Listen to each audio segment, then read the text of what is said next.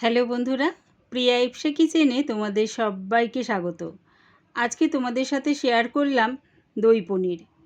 তোমরা অনেকেই অনেক রকমভাবে পনির খেয়ে থাকবে। একবার আমার মতন করে দই পনির বানিয়ে দেখো, কেমন হয়েছে কমেন্টের মাধ্যমে জানিও। আমি এটা বাড়িতে কেমনভাবে তৈরি করি সেটাই ভিডিওর মাধ্যমে শেয়ার করলাম। রেসিপিটা ভালো লাগলে প্লিজ আমার চ্যানেলটিকে লাইক ও সাবস্ক্রাইব করে দিও।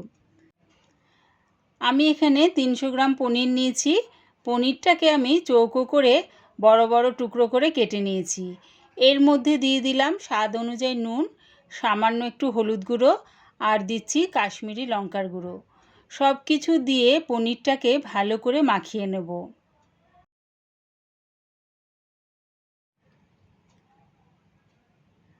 দই পনির করার জন্য একটা পেস্ট বানিয়ে নেব। মিক্সির জারে দিয়ে দিলাম 150 গ্রাম টক দই। 1 মুঠ কাজু জলের মধ্যে ভিজিয়ে রেখেছিলাম 5 মিনিট। জলটার থেকে ছেঁকে কাজুটা আমি মিক্সির জারে দিয়ে দিলাম। দিচ্ছি 1 ইঞ্চি আদার টুকরো, দিচ্ছি 12-13টা রসুনের কোয়া,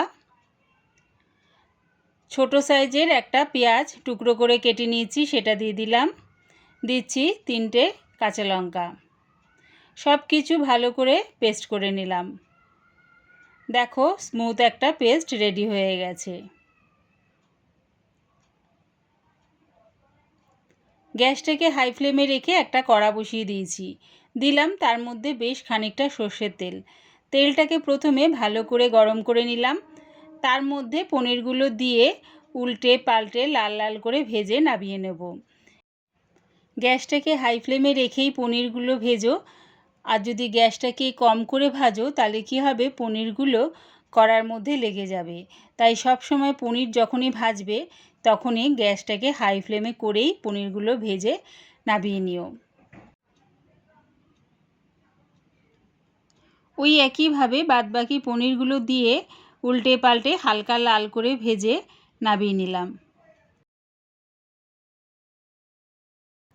পনির ভাজার তেলে ফোড়নের জন্য দিচ্ছি 4টে ছোটো এলাচ, 4-5টা লবঙ্গ আর 2টো শুকনো লঙ্কা। যখন দেখবে ফোড়নের থেকে সুন্দর একটা গন্ধ বেরোচ্ছে তখন দিয়ে দিলাম ওই পেস্টটা। এই সময় আমি গ্যাসটাকে মিডিয়ামে করে দিলাম। পেস্টটা দিয়ে একটু কষিয়ে নিয়ে দিয়ে দিলাম এর মধ্যে আন্দাজ করে হলুদ গুঁড়ো, 1/2 চামচ লঙ্কার গুঁড়ো, 1 চামচ ধনের গুঁড়ো আর দিলাম স্বাদ অনুযায়ী নুন। সব কিছু দিয়ে মশলাটা ভালো করে কষিয়ে নেব। গ্যাসটাকে কিন্তু মিডিয়াম টু লোতেই রেখেছি। এটা যদি হাই ফ্লেমে কষাতে যাই তাহলে এটা নিচে লেগে যাওয়ার সম্ভাবনা থাকে। যেহেতু এতে কাজু বাদামের পেস্ট আছে তাই কড়ার মধ্যে লেগে যাওয়ার সম্ভাবনা থাকবে। তাই জন্য গ্যাসটা মিডিয়াম টু লোতে করেই মশলাটা কষালাম। 1 চামচ কাসুরি মেথি হাতের তালুর মধ্যে নিয়ে 2 হাত দিয়ে রগড়ে গ্রেভির মধ্যে দিয়ে দিলাম।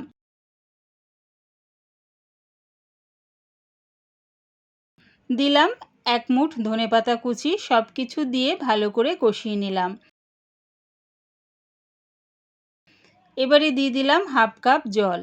জলটা দিয়ে ঝোলের সাথে মিশিয়ে নিয়ে একটু ফুটতে দিলাম।